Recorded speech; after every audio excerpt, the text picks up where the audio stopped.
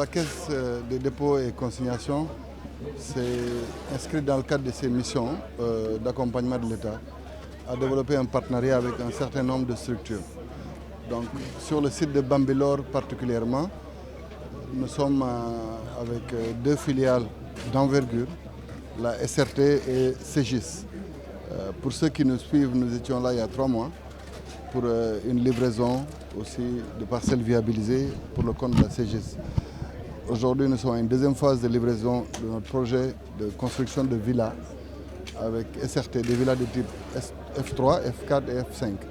Il y a eu une première cérémonie de remise de 264 villas. La journée d'aujourd'hui concernait 180 villas, si je ne m'abuse, 185 villas, si je ne m'abuse, donc qui aussi participent à la réalisation de notre programme immobilier. Nous nous inscrivons dans les 2 phases de la politique d'accès au logement. L'une en faisant de la promotion immobilière et l'autre en mettant à disposition des assiettes foncières à des acquéreurs dans le cadre d'aménagements qui sont faits et qui aujourd'hui nous ont amenés à un site pour lequel près de 150 hectares ont été aménagés et livrés. Donc si vous vous rendez compte, dans notre phasage, la première livraison s'est faite avec 264 logements, aujourd'hui 185 et vous voyez qu'il y a des fondations à côté pour près de 300 logements. Notre objectif c'est d'en livrer avant la fin de décembre et nous devons revenir, nous vous convierons Inch'Allah au mois de juillet, cette fois-ci avec la CGIS pour livrer 25 hectares déjà aménagés à des acquéreurs. Et vous voyez que déjà dans cet environnement de Bambilor, nous sommes à près de 6 000 à 7 500 cibles qui peuvent tout de suite dépasser le cap, en tout cas, de l'accès à une parcelle au minimum. Et les bénéficiaires sont des Sénégalais de toute obédience qui ont décidé de faire confiance à la Caisse des dépôts et consignations et à ses organes partenaires. Nous avons des prix quand même qui défient toute concurrence parce que beaucoup de projets qui ont été déroulés sur les 3 ou 4 dernières années ont connu un rehaussement du fait de l'inflation née des crises concomitantes de la Covid-19 et de la guerre en Ukraine. Mais aujourd'hui, ce qui nous importe, c'est d'accompagner la vision du président de la République, à donner un droit au logement à tous les Sénégalais, mais à un prix raisonnable, malgré les gros efforts qui vont être consentis dans le cadre des aménagements. Parce que nous avons des sites où les voiries sont une effectivité, de la même manière que les autres aménagements tels que l'eau, l'électricité, le téléphone, etc. Et nous nous inscrivons dans cette logique.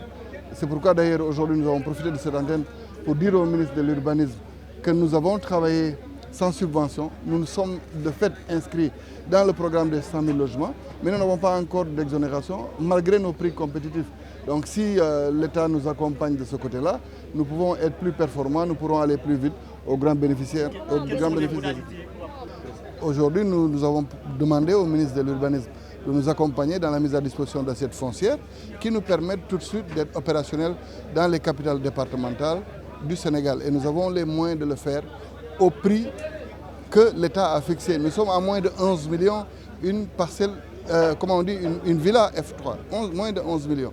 C'est vous dire combien notre approche est pertinente. Vous êtes à Bambilor, vous pouvez acquérir une parcelle au minimum à 7 millions, au maximum à 10 millions. C'est vous dire que nous donnons des villas à moins de 11 millions. Nous participons activement à cette volonté du président de la République de donner ce droit au logement aux Sénégalais. Nous allons continuer. Nous sommes dans une phase d'acquisition de nouvelles assiettes foncières, notamment ici à Bambilor pour au moins 200 à 250 hectares, au Lac Rose et dans d'autres sites. Comme nous vous l'avons dit tout à l'heure, nous sommes aussi à Tivaouane. Ce qui nous importe, c'est de massifier nos actions en direction des populations cibles, mais surtout d'obéir à cette logique que tous les Sénégalais ont droit aux mêmes conditions d'accès. Donc ceux qui ont les moyens comme ceux qui n'ont pas les moyens. Nous sommes convaincus que l'urbanisation est un phénomène mondial irréversible. Présentement, plus de la moitié de l'humanité vit dans les villes et le taux d'urbanisation devrait atteindre 68% d'ici 2050. Plus que des espaces de convergence et de concentration humaine, les villes sont les moteurs de développement économique, social et culturel des sociétés modernes. Sommes-nous aussi convaincus du défi considérable à relever l'énorme déficit en logement en milieu urbain dans un contexte marqué par la cherté des matériaux, rendant le logement coûteux et inaccessible à de nombreux ménages. Il y a donc, mesdames et messieurs, urgence à repenser tout l'écosystème de la construction et à mener toute une série d'études et de réformes hardies en la matière. Assurément, le projet de développement immobilier CDC Bambilor, réalisé par la SRT et pour lequel nous réceptionnons aujourd'hui 264 villas d'un processus devant générer 1516 villas, est une réponse éloquente et cadre parfaitement avec le projet 100 000 logements du vaste programme Zéro Bidonville. Mesdames et messieurs, pour rendre les villes sénégalaises plus inclusives et plus résilientes, le chef de l'État, son Excellence M. Macky Sall, président de la République du Sénégal, a pris l'option de placer l'habitat social au cœur des politiques sociales. La volonté du chef de l'État est d'apporter des réponses viables et durables au déficit de logement par aussi un accompagnement institutionnel garantissant les partenariats stratégiques entre l'État représenté par le ministère du Logement et le privé. En cela, le partenariat avec la CDC et la SRT est la preuve vivante d'un modèle réussi dont nous fêtons les résultats en termes de production de logements.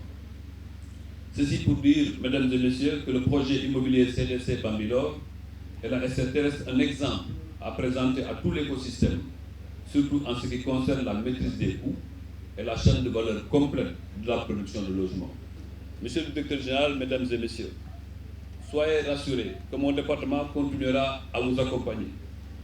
Le directeur général de la construction et de l'habitat, chef du projet 100 000 logements, accompagné de l'ensemble des structures impliquées dans le projet, je veux nommer la SAFRU, le Fonds pour l'habitat social, partagera avec vous le partage d'appui réservé aux promoteurs et déjà nous pourrons démarrer par l'exonération, comme vous l'avez demandé, qui permettra de diminuer vos prix de sortie environ au moins de 2 millions de francs CFA. Monsieur le directeur général de la CDC, je n'ai aucun doute sur le rôle croissant que votre groupe jouera dans ce noble défi du logement, au regard de votre engagement personnel et surtout de votre bonne organisation et de votre sens de la méthode.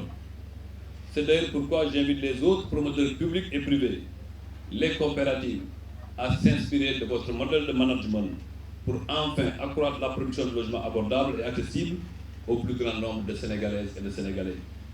Ensemble, gardons le cap pour faciliter l'accès au logement aux citoyens et contribuer ainsi à la consolidation du bien-être familial et à notre commun vouloir de vivre ensemble, national. Mesdames et messieurs, c'est sur cette note d'optimisme que je souhaite une bonne installation aux nouvelles affaires. Je vous remercie de votre aimable attention.